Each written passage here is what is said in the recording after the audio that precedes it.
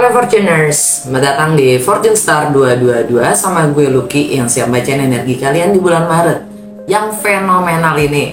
Dalam astrologi bulan Maret ini setelah equinox tanggal 20, begitu kita masuk ke Aries season, itu adalah tahun barunya astrologi.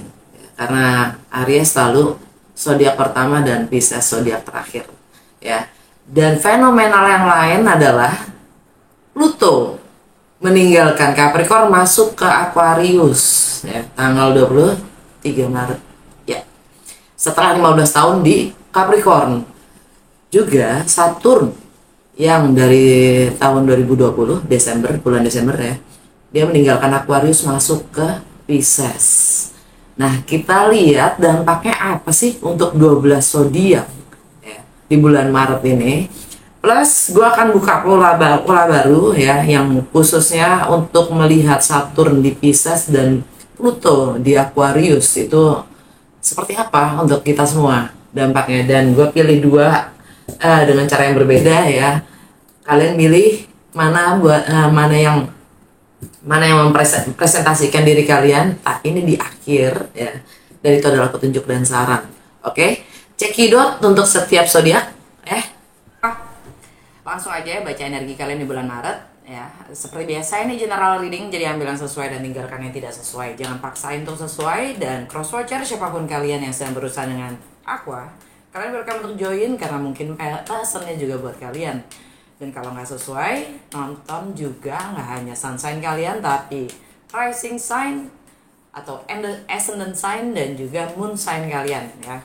Kali ini gue akan buka 6 kartu aja yang dengan tema Pluto di Aquarius, Saturn di Pisces. Nah, di sini gue udah siapin tumpukan kartu ya, yang mana kalian adalah ini petunjuk dan saran untuk Aquarius di bulan Maret. Kalian pilih ya antara kedua ini. Nanti setelah gue baca 6 kartu tadi, gue akan bacakan dua-duanya ya. Jadi stay sampai akhir, oke?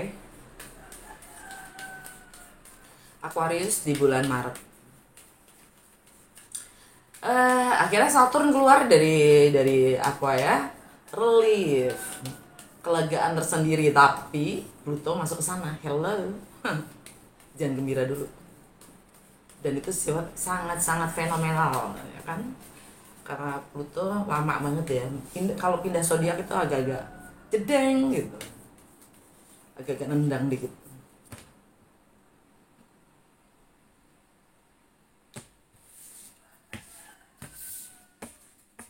Oke, energi Pluto yang pertama adalah perubahan apa yang kalian butuhkan. Death, energi Pluto itu sendiri. Ya kan, lingkungan sekitar atau pergaulan, network yang bagaimana yang kalian inginkan ya. Dan aspirasi apa atau harapan yang bagaimana. Ini energi Aquarius ya, kalian dapat High Priestess.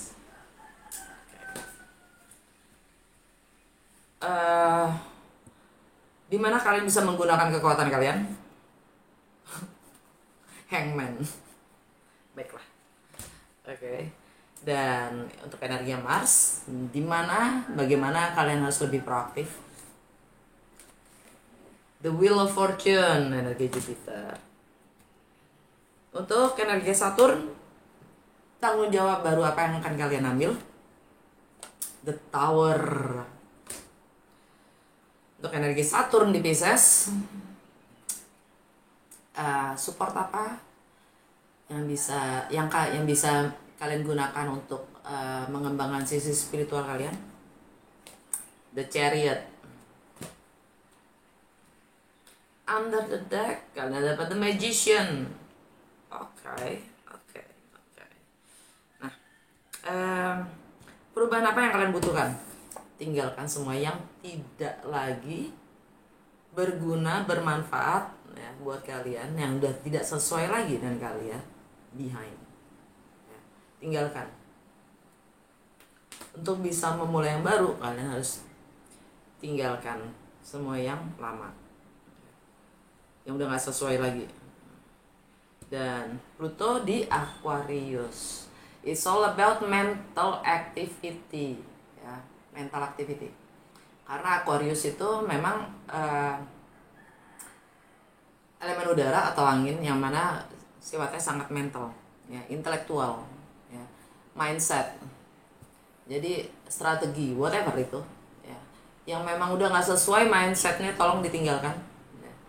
Wawasan pengetahuan itu kalau emang udah nggak sesuai, udah nggak selaras, ya ditinggalkan. Ya, karena itu yang akan bisa menghambat kalian. Dan Pluto di Capricorn, ya, Pluto di Capricorn itu kan 15 tahun, ya. Akhirnya dia pindah ke Aquarius tanggal 23 Maret. Coba kilas balik dikit 15 tahun yang lalu, ya, mungkin tahun 2008. Apa perubahan yang terjadi? Selama 15 tahun ini apa yang terjadi? Nah, untuk Aqua, ya, Pluto di Capricorn itu tentang sisi spiritual kalian. Ya, ini gue bicara untuk Aquarius rising lebih tepatnya, ya. Walaupun sunshine juga bisa. Anyway, Capricorn itu kan di rumah ke-12 buat Aquarius. Rumah ke-12 itu rumah originalnya Pisces. Rumah ke-12 itu tentang segala hal yang sifatnya tidak terlihat, kasat mata, invisible. Tentang energi itu sendiri, tentang alam bawah sadar, tentang frekuensi, tentang karma, ya.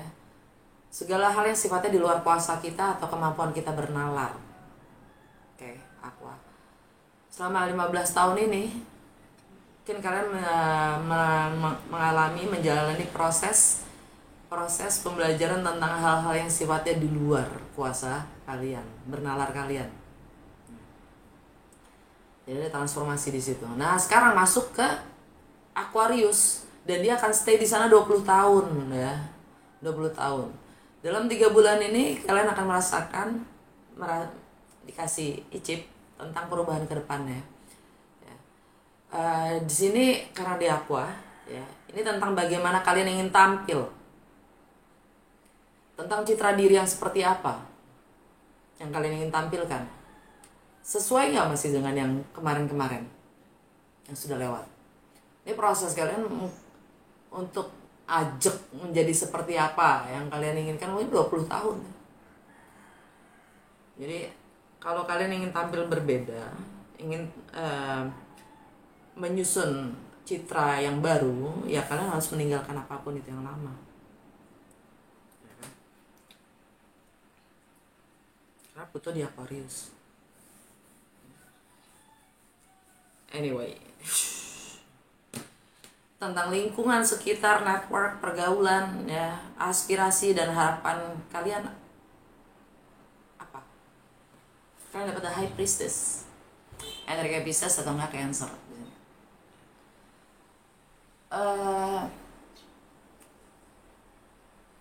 Kalian diam,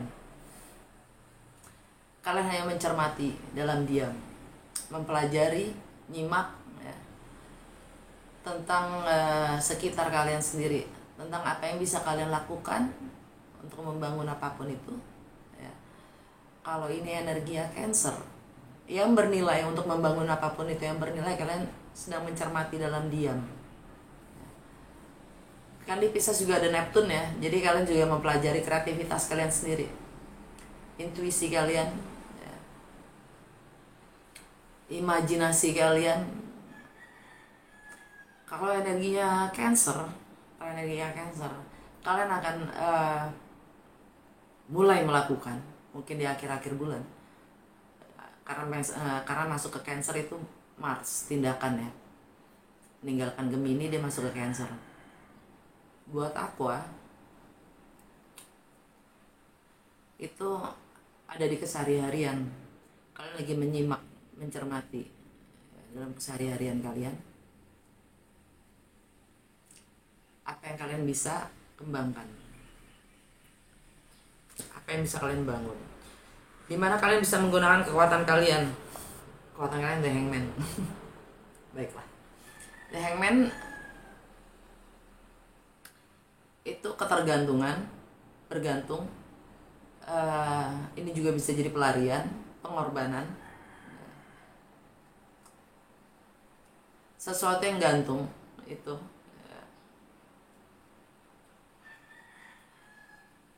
ya, kalau memang sudah berakhirnya energi Pisces kali ini. Ini tentang sesuatu yang bernilai. Kalau memang nilai-nilai itu sudah layaknya diakhiri, ya akhiri.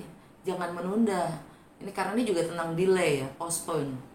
Tentang penundaan, karena kalian mencoba melihat dari sisi yang berbeda, dari sudut pandang yang berbeda. Apapun itu narasinya, itu pengorbanan. Apapun itu narasinya, ini ada yang digantungkan, ada yang dikorbankan.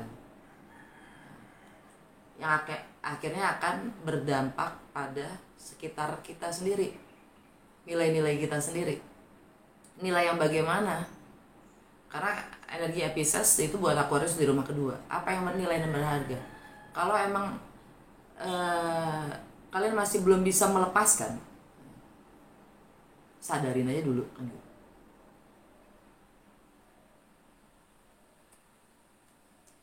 Merkuri juga di Pisces, Neptun di Pisces, Saturn di Pisces. Tanggal 16 dan 17 Maret ya, Matahari, Neptun dan Merkuri itu in conjunction. Jadi di situ kita akan foggy banget ya. Jadi akan ngeblur banget gitu energi itu gitu. Jadi disarankan untuk go with the flow aja ya. Go with the flow tanpa harus ikutin aja alurnya. Just be the water, go with the flow. Nah, gunakan intuisi atau imajinasi, kreativitas kalian ya, ini kekuatan juga ya. Apapun pengorbanan kalian ya, itu dalam membangun nilai-nilai itu sendiri sih.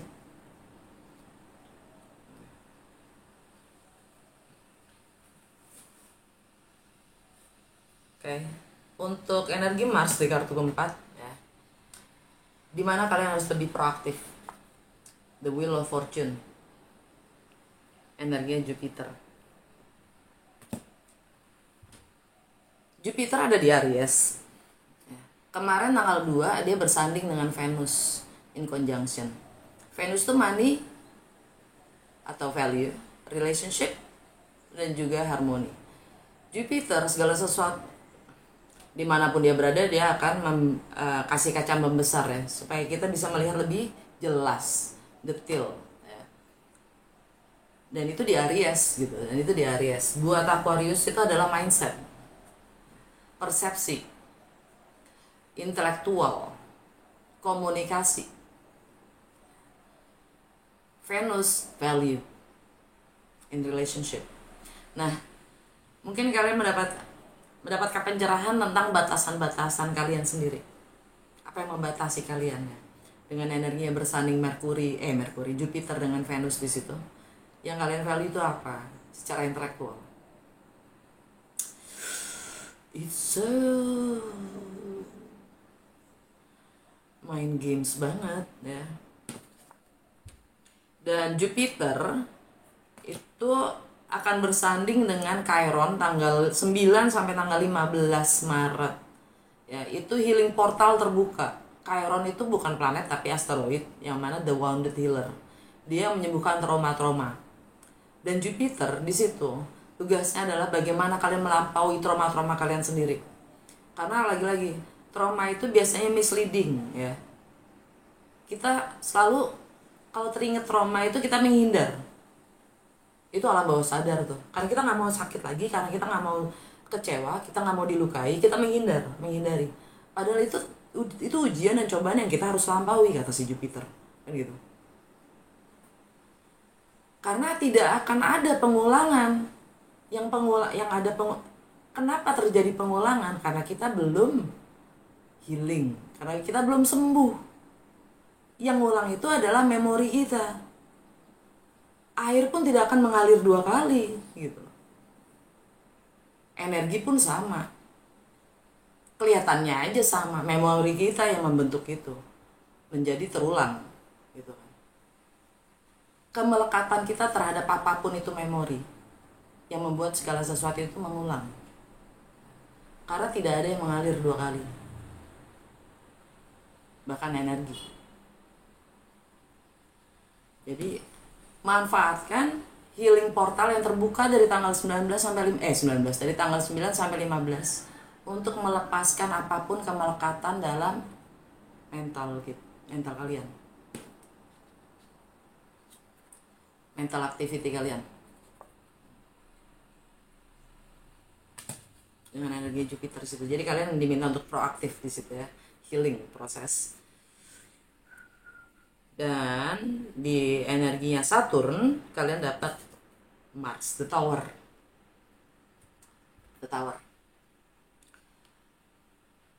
Ini energi Mars yang sekarang masih ada di Gemini ya, busy body ya. Kalau di Gemini buat Aquarius itu ada di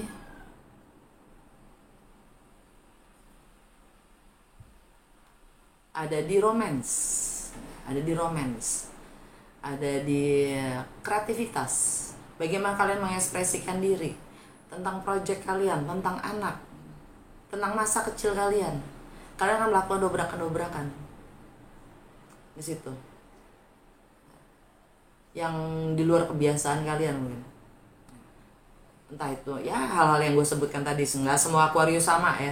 Jadi kalau kalian butuh personal reading atau private reading, di bawah ya, di box description gue itu ada nomor WA gue, bus gue aja. Anyway, kalau Mars ada masuk ke Cancer itu jadi akhir bulan ya, karena masuk ke Cancer tanggal 25 Maret. Tanggal 25 Maret dia meninggalkan Gemini, akhirnya dia secara ofisial tanggal 17 dia mulai bergerak meninggalkan Gemini, dan tanggal 25 dia masuk ke Cancer. Yang mana buat Aquarius itu dalam keseharian dan rutinitas kalian. Dan bagaimana kalian melayani orang lain, kalian akan melakukan dobrakan-dobrakan yang di luar kebiasaan kalian.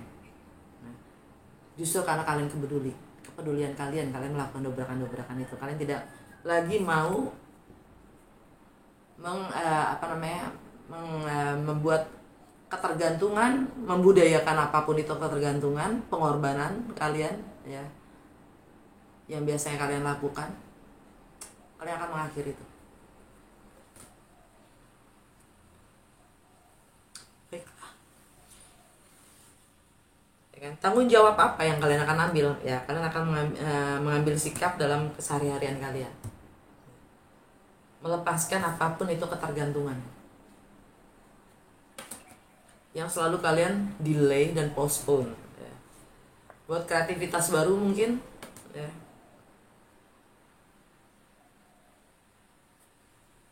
Bahkan romance baru, love affair. Ouch. Oke.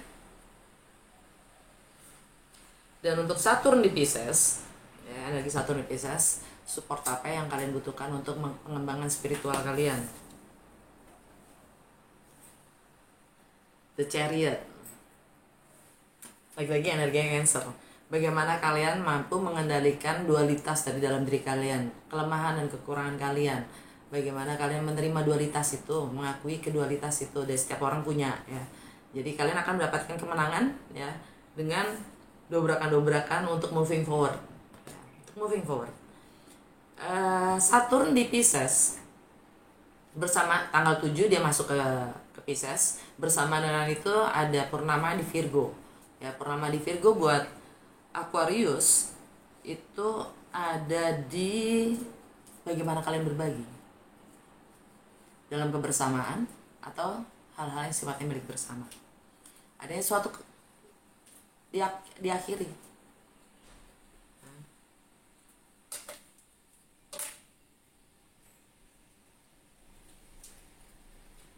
Saturn di Pisces secara general atau kolektif itu artinya Saturn itu yang sangat membumi ya, karma duniawi, membuat kita menjadi disiplin dan tanggung jawab, punya batasan-batasan ya.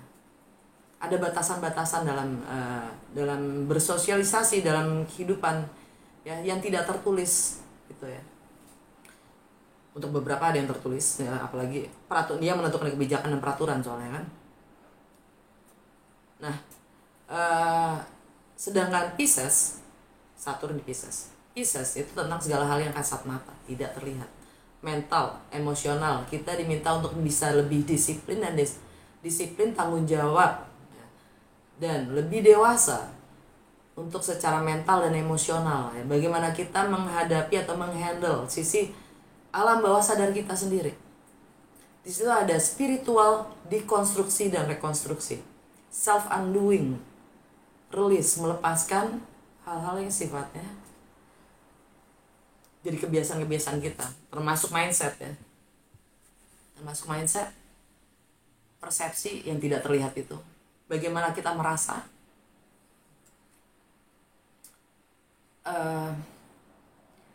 Jadi Saturn di Pisces itu lebih ke healing proses kita, self healing proses kita ya. Seriously ini sampai sampai Februari tahun 2026. Kalian akan dapatkan kemenangan untuk moving forward karena kalian sanggup mengendalikan diri kalian sendiri dengan kedualitas kita masing-masing ya. Kalian akan melakukan gebrakan-gebrakan itu. Karena Mars di Cancer itu Mars itu tindakan, sedangkan Cancer itu sangat emosional ya, sangat emosional. Jadi siap-siap akan ada pecah, apalagi Aquarius, revolusi ya, ada revolusi di sini. Anyway, alam bawah sadar kalian, The Magician, energi Mercury di Pisces. Mindset, persepsi, intelektual yang nembus batas dan ruang. Kreativitas dan imajinasi yang tinggi. Oke. Tentang nilai-nilai. Kalau buat Aquarius kan di rumah kedua. Tentang nilai-nilai. Bagaimana kalian menilai? Bagaimana kalian menghargai? Memberikan prioritas. Oke.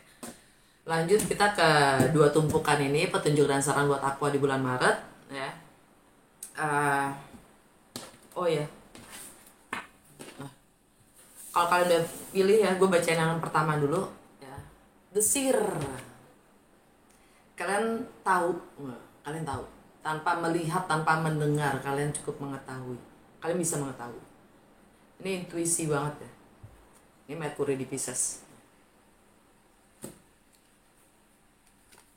Tribe, komunitas kalian sendiri. Bagaimana membangun atau bagaimana kalian sedang membangun komunitas kalian sendiri. Kalian mencoba mendengarkan intuisi kalian. Bagaimana membangun komunitas. Oke. Tumpukan kedua, Aquarius di bulan Maret, petunjuk dan saran. Thunder ya kan, petir.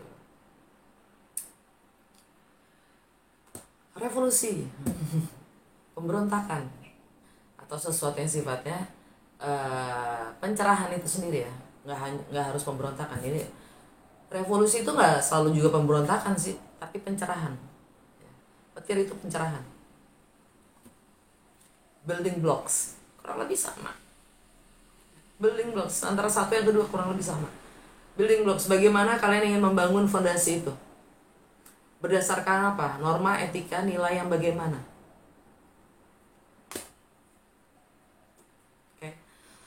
Oke, udah segitu aja. Semoga resonates, berguna dan bermanfaat. Kalau ya jangan lupa untuk like, comment, and share. Dadah.